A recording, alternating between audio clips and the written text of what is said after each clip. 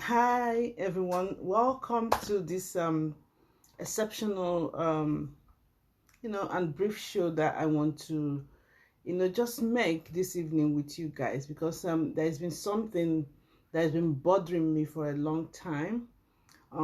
Each time I want to come up and discuss it, I kind of feel a bit I don't know what to call it, but I feel like, well, many people are not going to like it. But this continues to bother me every single time, every single moment, it comes into my mind, it becomes a big bother. And today I said, no, I have to speak out. I have to talk about this so that I don't know who is gonna, I don't know who's gonna hear it, and I don't know who this will become, can transform their lives.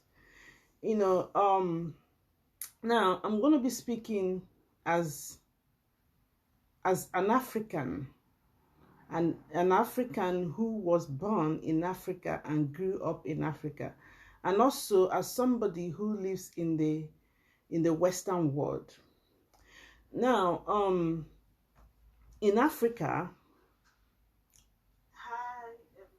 in Africa, we are, as Black people, Africans, we are the majority. We are leading ourselves. We are, um, we own our place. We are our own people. And then when you come to Europe, blacks are seen as minority, and that's the narrative plays out also here. But there's been a pattern that I have observed. I observed this even when I was in Nigeria, and I continue to observe it here. So, and that bothers me a lot, because some of the times, some of the things that we are um, supposedly still fighting, racism and all of that, when you look at it, you find out that we are now inflicting much more pain on ourselves than whoever and whatever we believe we are fighting. I'm trying as much as possible to put this into an understandable form so that you be able to follow what I'm saying. So the first of all, before I go on, I want to let every black person to know, you know any black person around the world to know that the survival of Africa, your survival, your progress, your finding yourself is dependent on the survival of Africa. Until Africa rises up, whatever fight you're fighting in the Western world or any other part of the world is not going to work. So you find, when you understand this, you find that we have even a bigger challenge than what we see. And that brings me to addressing the issue of racism. So many times I see people get so caught up in the casual racism than the actual racism. And this particular kind of casual racism has removed our concentration, our understanding, our ability to reason properly, our ability to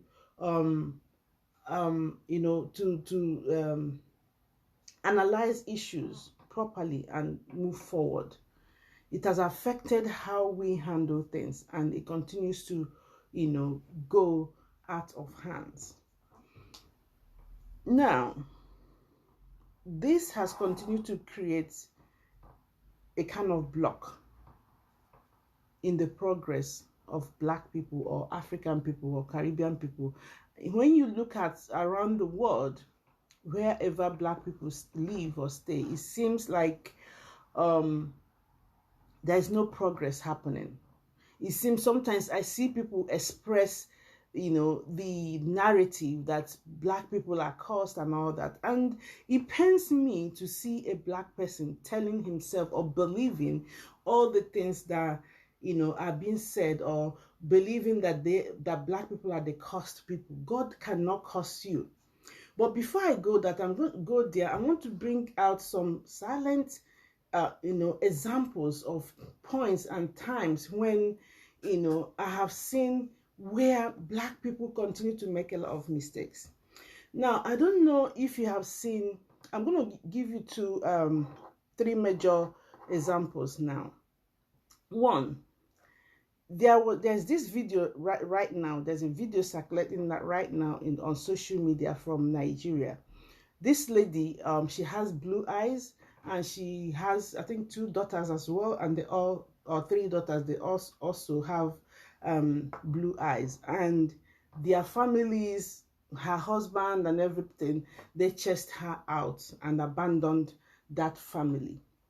And these people were living in abject poverty and, living on the street until people started doing campaign, and some goodwill people picked this lady and her children up, cleaned her up, and as I'm speaking now, some modeling agencies and companies and stuff picked her up. And if you see the picture, before and after picture, you marvel. You marvel. That is one. Now, about 3 years ago, there was a little boy. Also, this is also something that came from Nigeria. This little boy was about 2 years old, and that boy was abandoned also by the family. And the family claimed that he was a witch or wizard or whatever they were calling, that he has bad spirits. They abandoned this little boy until a foreigner came, picked this boy up, cleaned him up, took him and nourished him. And if you see the boy now, you will marvel.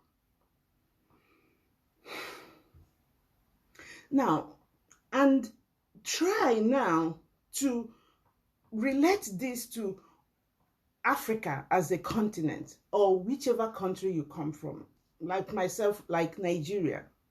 Nigeria has the highest deposit of any mineral, any natural resource that the world needs.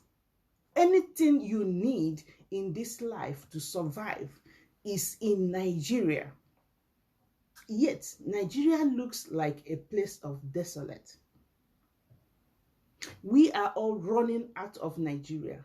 We are all abandoning Nigeria because we don't know what to do with the resources we have until a foreigner comes, finds, look at Nigeria has gold, has diamond, has oil, has everything, food, has very good and fertile land. Yet, nobody, we don't value those things.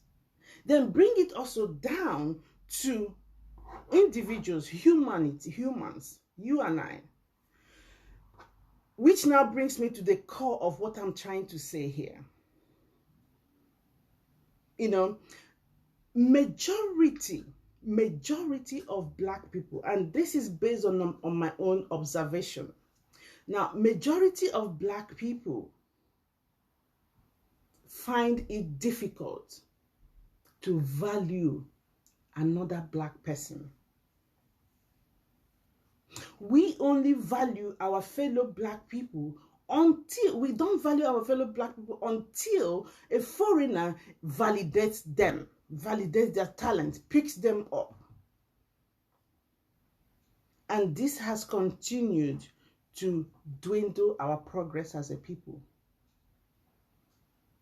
I'm trying so hard to bring this out and I'm trying to say it in a way that nobody is going to misinterpret what I'm saying. So it's a bit difficult for me to, to put it together. So be patient with me here. Now, when you look at from the music industry, from medicine, from every angle of the world, you will find that Black people are so talented and so giving. But I continue to see this pattern where once a Black person meets with another person, other people from the other race and other places, you find that we automatically assume the lower position immediately without discussion. Black people are more likely to assume the lower status, even when they are in command, even when they are the brain behind whatever is being done. A black person is more likely to believe a foreigner than to believe, a talented black person. This has been a big worry for me, even now that the pandemic, the coronavirus discussion and debate is ongoing and everything. Each time a black doctor or scientist comes up to say what he or she believes, it is only black people who would trash this person down. I'm not against black people having different opinions, different ideologies and all that. But what I'm against is, for example, this Dr. Stella Emmanuel, debate her based on what she's presenting. If she's presenting that she has treated so number of these or chloroquine works, debate her based on her medical certificate, debate her based on her medical prowess. Forget about trying to discredit her personality or discredit where she comes from, because you don't do that with any other person. If we start straying and stripping out the personalities of other individuals who are speaking on this issue of pandemic, you will find that they don't have any moral ground to stand to debate. So, but we always are going to pounce on anything other than what is being said. And we keep on perpetrating this idea that someone else is coming to save us, that our help is in another person's hand, which is why I so much hate this term inclusion, diversity and inclusion. And when you watch now, almost every organization, they are opening up a diversity and inclusion office, or position, and is always going to be a black person there. Almost as if we are begging to be included in a world we all have the same right. So I'm trying to challenge us as black people to begin to think beyond all this acceptance, all this inclusion and all this. Why do you want to be included? Is it that we can't create platforms where other people want to be part of? Now, there are so many. In fact, a few days ago, I was on Twitter and somebody was tweeting, that BBC has let black people down by using the N-word, and all that, and people were freaking out. I said to this lady, I said, BBC has always shown what it is, where its allegiance is. So I don't know why you people are surprised. What I'm surprised about or at is you people still believing and being loyal to BBC and, in fact, any other mainstream media other than the media that are there for you to project your own image to serve you. And this runs across every other aspect of life, where, whether it's music, whether it's business, whether, look at in this Western world now. Look at everywhere. How many black businesses are there? How many black businesses can black people say they support? We always have an excuse why we will not. But when we go to other places, we take the most rubbish from there. And then every now and then we come out to complain. This now is M&S has put out whatever name they put there. Amazon is doing whatever they like. Every H&M, we have one thing to complain about, yet we still go back there. But once it's a brother or a sister, any little mistake we hold on there. So this inferiority complex, we need to use this 2020 to burn it, to make sure that it does not seep down to the next generation, because that is what is holding us now. This complex, this inferiority complex is what is holding us, no longer racism. It's not racism. from my own calculation, is no longer racism. It is us being able to, recognize the value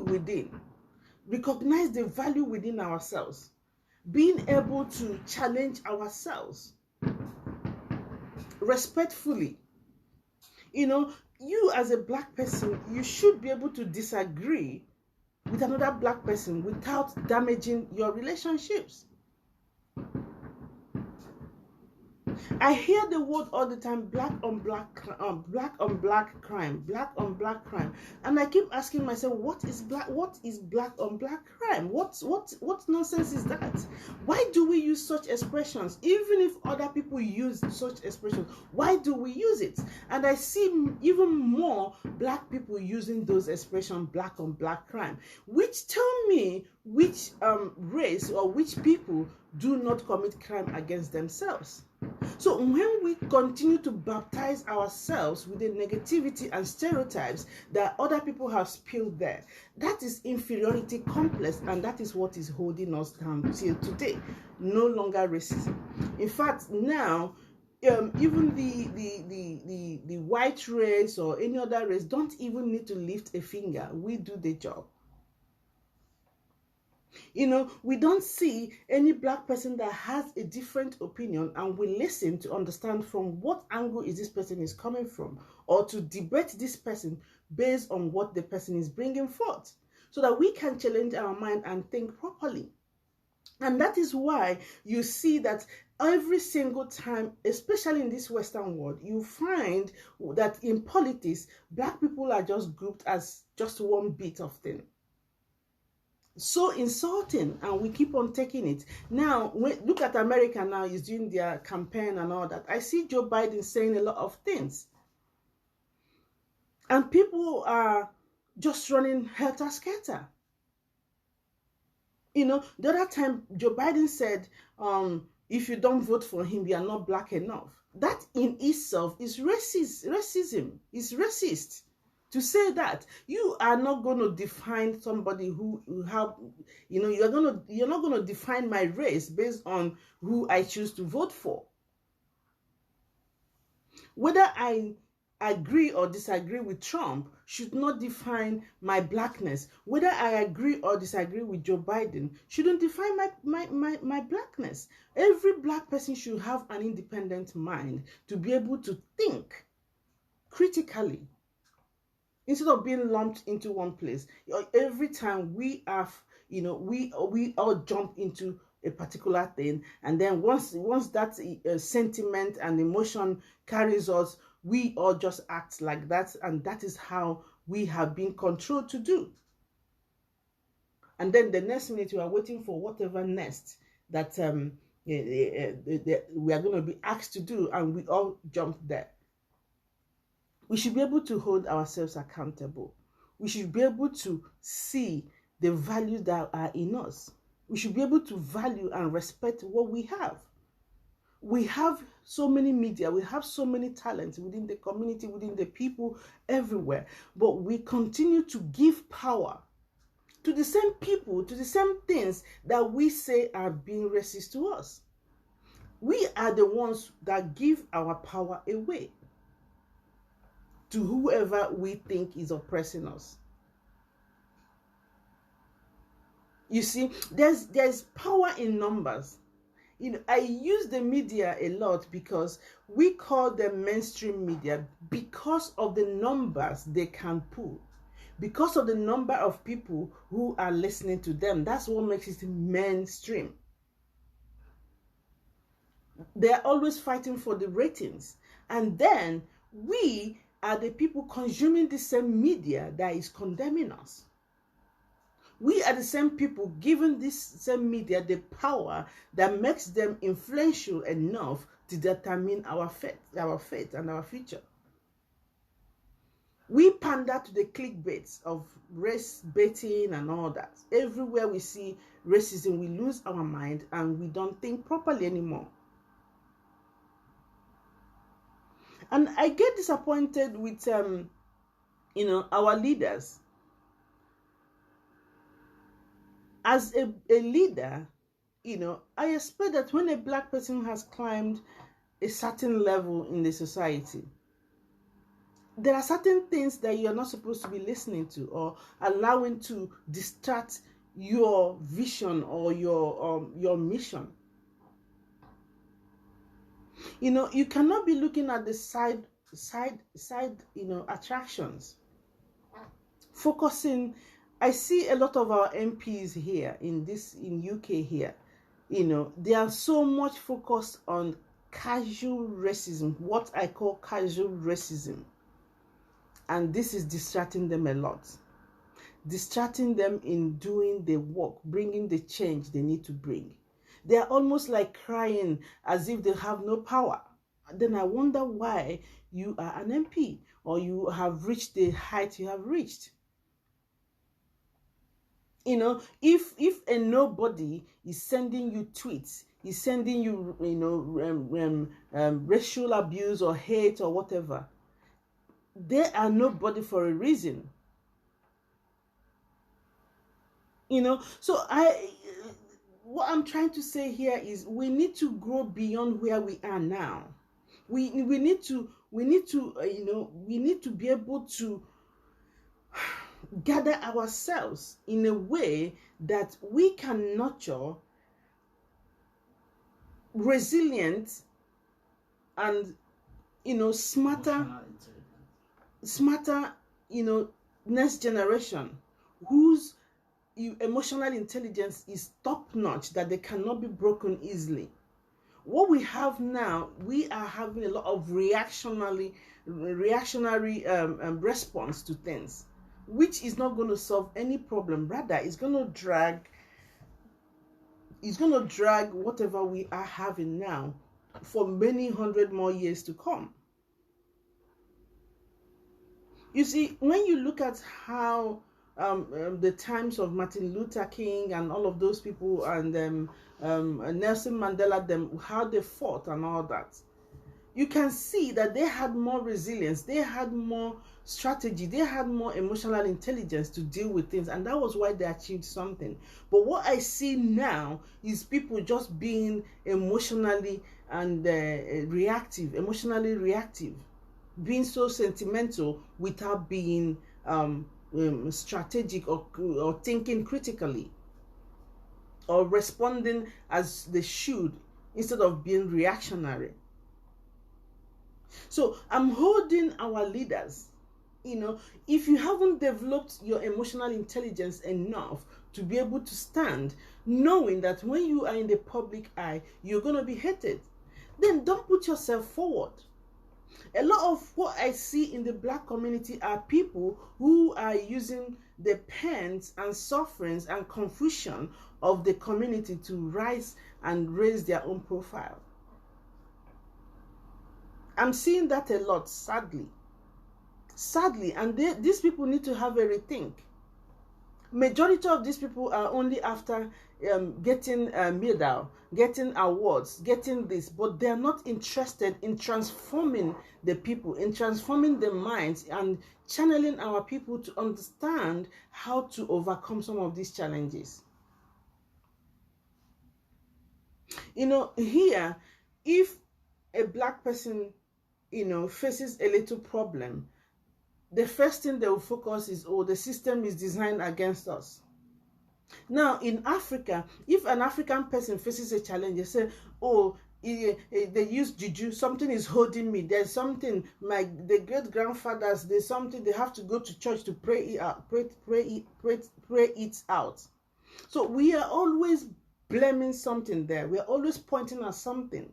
Nobody is teaching us to wait, to walk within us, to find the strength inwards, that we have what it takes to deal with challenges.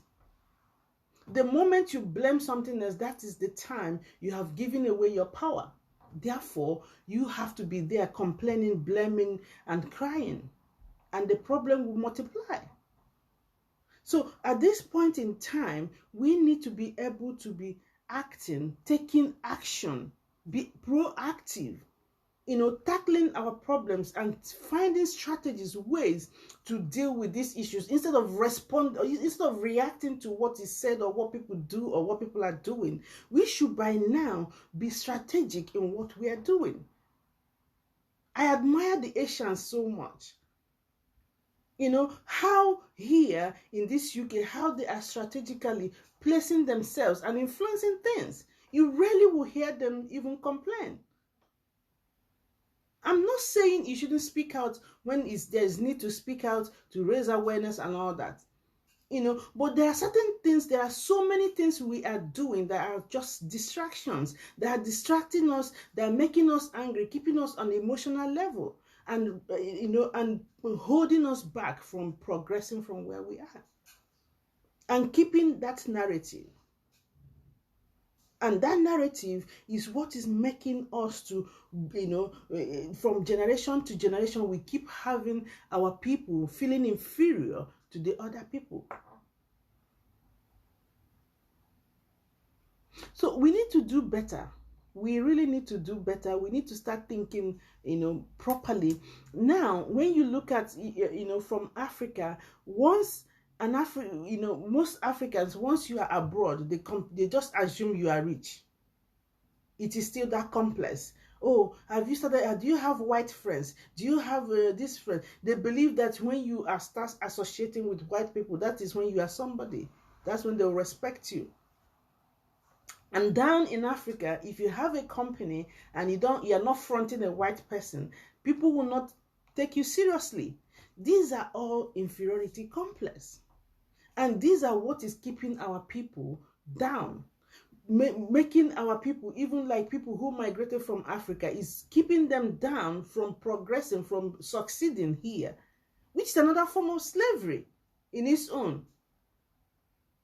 You keep on walking. Look at how many of Africans have died during this pandemic because they can't stop working, because they have to continue to support their families back home, because everybody is dependent on them. Not just because there's nothing they can do, because people just believe that, oh, you are abroad, therefore everything is sorted out for you. But that is not true.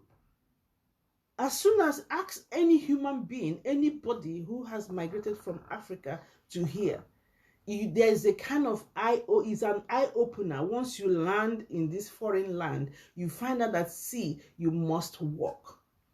That's when you find out how much time and resources we are wasting. Even at that point when we say poverty, those things that we call poverty, like drinking gari and all those, you find that they are actually luxury. It's just that we don't know how to present them. We don't know how to package them. We don't know how to use them. So I am challenging anyone who listens to this video today to go back to inside yourself and ask yourself, which area am I guilty of? And I'm not exonerating myself, because it is so ingrained in us that we continue to have this complex when we meet other race. And then our response comes as anger, comes as as a complaint, comes as a victim. We cannot be victims forever. If we continue to assume the victimhood, we will never progress. We need to stop believing that we are victims. We need to stop believing that another person, our future, our progress, or whatever, our success is in another person's hand. We need to take responsibility. We need to learn to lead ourselves.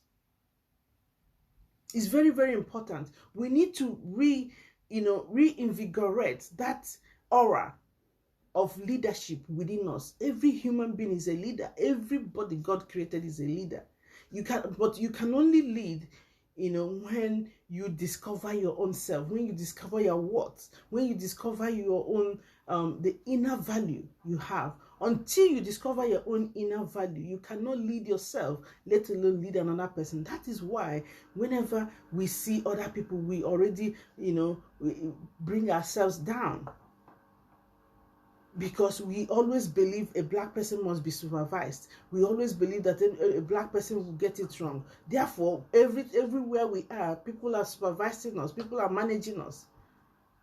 And at the end of the day, we don't know how to lead ourselves, we don't know how to lead our nations, we don't know how to lead our businesses, we don't know how to lead our families.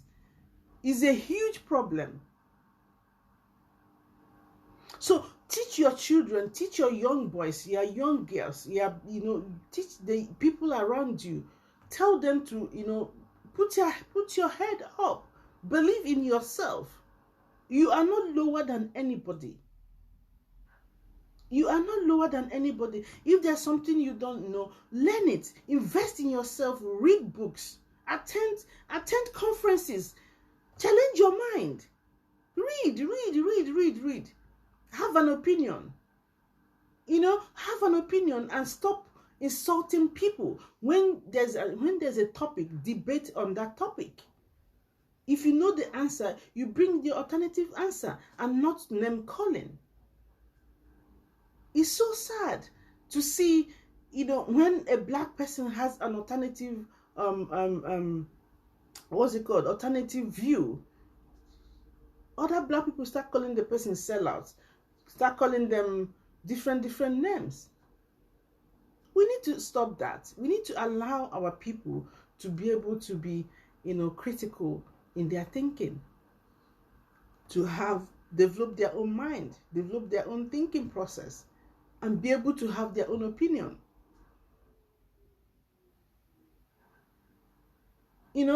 So what I'm trying to say here in conclusion is, whether you're in Africa as a black person, whether you're in Europe or America as a black person, I want you today to tell yourself that you are enough. You are enough. Nobody is above you. You have the same right to be in this world just like any other human being. You have the same power to achieve success, to achieve anything you dream of. You have the same opportunity that everybody has. Stop accepting this narrative of disadvantaged people. These are negative things that are holding us down. Mindset of a victim, mindset of poverty, mindset of people that needs to be helped. Look at Africa. Africa has all the resources that the world needs, yet every single time Africa is begging, because we believe that we cannot manage ourselves. We always believe that it's better, it's greener. There's a greener pasture out there. Therefore, the pasture we have here, we refuse to water it, we refuse to nourish it, we refuse to grow it. Let us begin today to see the pasture here, where we are. Wherever you are, begin to grow that pasture. Begin to water it. Begin to have patience and let it grow. Begin to stand there and, weed it and, direct it until it grows for you. Because wherever else you think there is greener pasture, we, the black people running away from Africa, are the ones who are doing the nurturing and watering of those pastures that we think is green. And we are doing it so painfully. Thank you.